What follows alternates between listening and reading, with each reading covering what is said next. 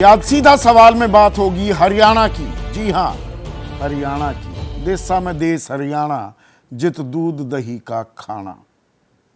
हरियाणा की बात आते ही ये कहावत भी जुबान पर आ जाती है। और हरियाणा की बात हो तो खिलाड़ियों की बात, देश के मान सम्मान शान की बात हो तो हरियाणा हमेशा नंबर 1 रहा है, अव्वल रहा है। पेरिस ओलंपिक्स में भी अगर हम पदकों की बात करें तो ज्यादातर पदक हरियाणा इस छोटे से राज्य के खिलाड़ी लेते दिखाई दिए। लेकिन आज मैं खेलों की बात नहीं, खेल एक दूसरे तरह के खेल की बात करूंगा, राजनीति के खेल की।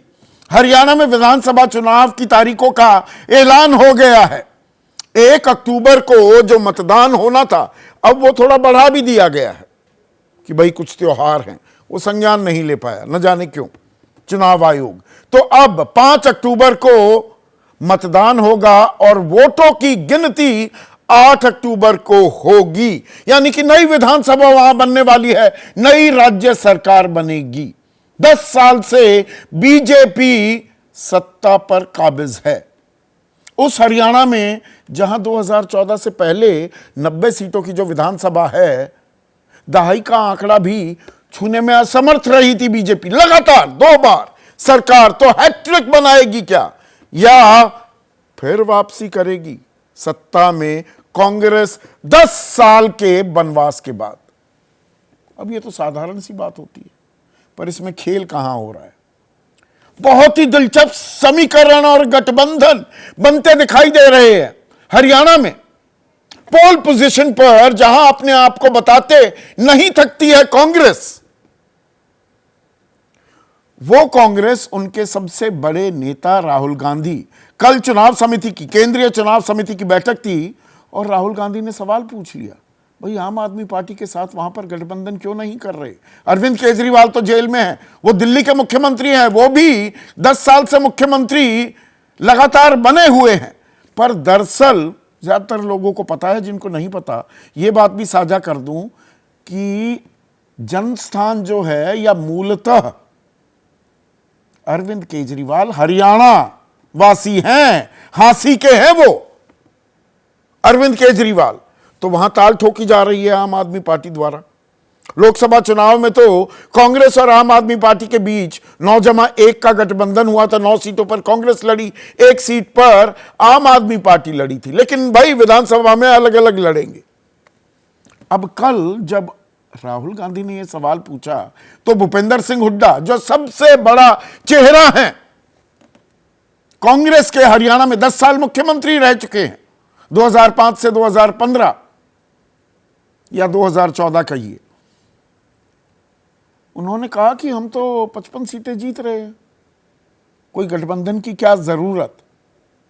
तो राहुल गांधी ने कहा कि बीजेपी को हराने के लिए इंडिया जरूरी, कि मैं गठबंधन के निर्देश नहीं दे रहा हूं, लेकिन आप जरा संभावनाएं तलाशिए। हुड्डा ने कहा सीट भी बहुत ज्यादा मांग रहे हैं और आम आदमी पार्टी वो तो ये कह रही है 20 सीटें दे दीजिए 90 में से, तो कर लीजिए गठबंधन।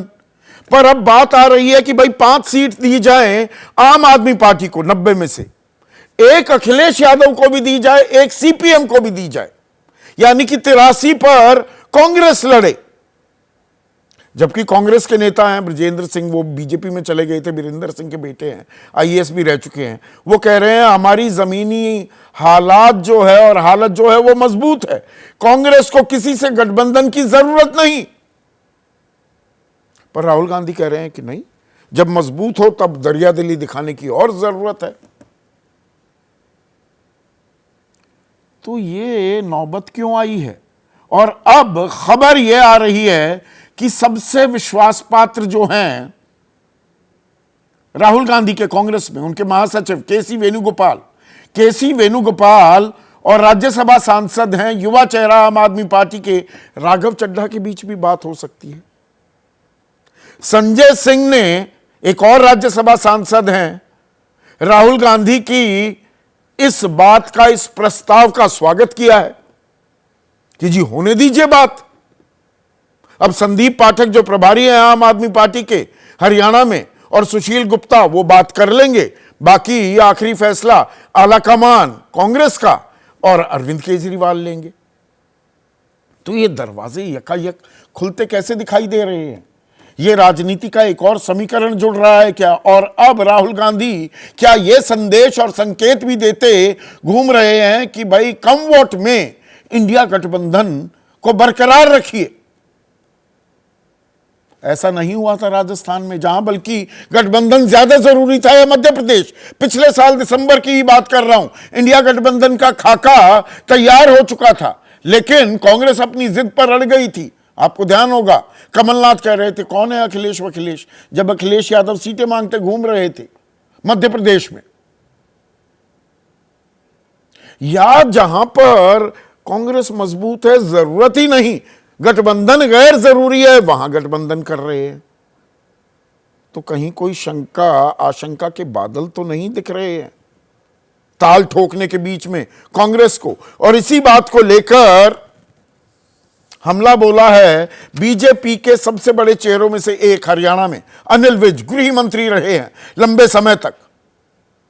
उन्होंने कहा कांग्रेस नेता बहुत बड़ी बड़ी बातें तो करते थे कि उनके पास चुनाव लड़ने वालों की कोई कमी नहीं है, लेकिन अब सच्चाई सामने आ रही है, गठबंधन की बातें चल रही हैं, कांग्रेस हरियाणा में अकेले चुनाव लड़ने में असमर्थ है।